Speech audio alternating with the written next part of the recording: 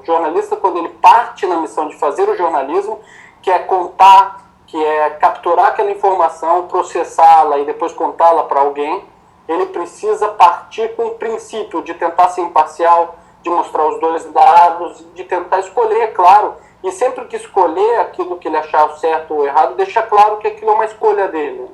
Então, eu acho que o jornalista é isso. Ser jornalista é você ter, digamos, uma licença para contar os fatos da maneira mais imparcial e mais crível possível. Eu acho que o jornalista, antes, ele quer dizer, acima de tudo, ele é um canal, né? Antigamente, ele era o único canal. Hoje, talvez, ele seja o melhor canal.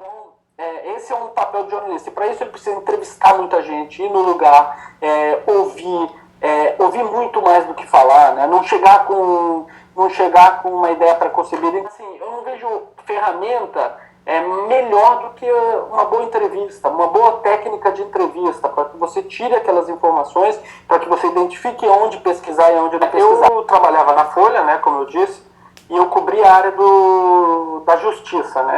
Então, eu fiquei durante alguns anos, acho que por uns 5 ou 6 anos, cobrindo o Supremo, e percebi uma coisa clara, assim, o mundo era muito grande, ou seja, a área jurídica era gigantesca, essa área de informação.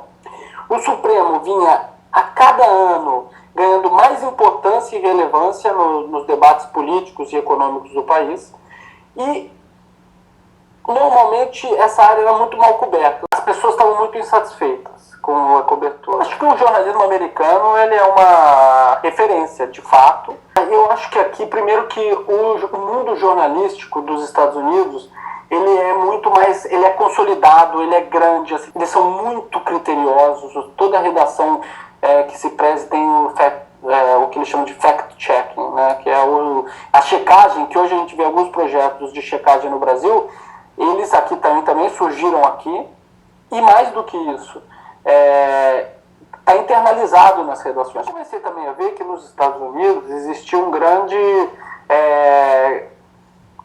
espaço para essa mídia jurídica. Porque eu, Felipe Recondo, do Estadão e tal, a gente falou, vamos criar alguma coisa? Eu tinha saído já, porque eu queria desenvolver um projeto, comecei a desenvolver o Jota. A gente lançou o Jota no final de 2014. Se eu lançar um site que ele é mais do mesmo, provavelmente vai ter alguém fazendo melhor do que eu, com mais gente do que eu, com mais estrutura do que eu. Se eu quero lançar uma coisa que é pequena, que vai começar como uma startup e tal, que provavelmente tecnologicamente vai ter muitos problemas, vai ter menos gente cobrindo, eu tenho que fazer uma coisa que ninguém faz.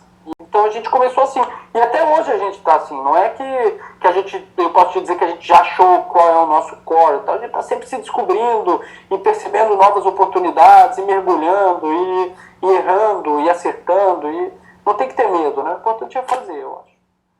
Meu dia a dia no trabalho, ele é talvez diferente da maioria dos jornalistas, porque eu saí faz mais ou menos 3 anos do jornal. Eu ia todo dia para o Supremo, eu entrava, falava com as fontes, eu ligava para elas, eu acompanhava as sessões públicas, eu reportava aquilo que eu via para o jornal e tentava encontrar aquilo que era novidade.